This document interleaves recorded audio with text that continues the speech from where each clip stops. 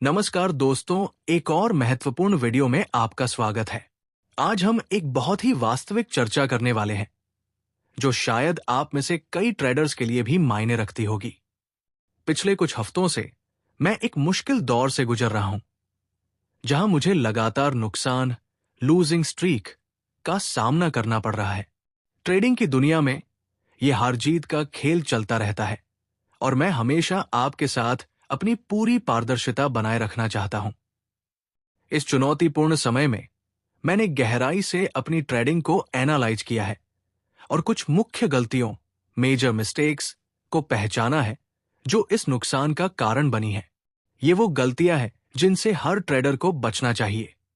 जल्दी profit book करना, premature profit booking. जब मेरा ट्रेड मुनाफे में आता है तो अक्सर मैं बड़े प्रॉफिट की संभावना होने के बावजूद उसे जल्दी बंद कर देता हूं।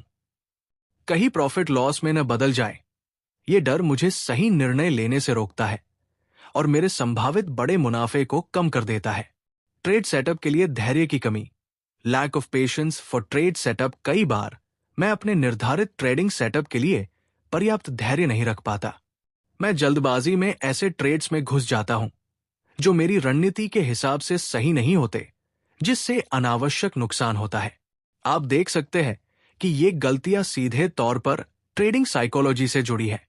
बाजार को समझने के साथ साथ अपने मन को नियंत्रित करना भी उतना ही जरूरी है। तो आइए अब देखते हैं इस हफ्ते का हमारा प्रदर्शन।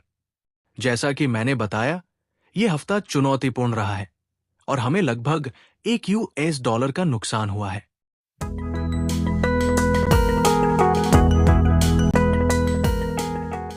मेरा हमेशा से मानना है कि नुकसान, चाहे छोटा हो या बड़ा, नुकसान ही होता है और मुनाफा, चाहे छोटा हो या बड़ा, हमेशा मुनाफा ही होता है।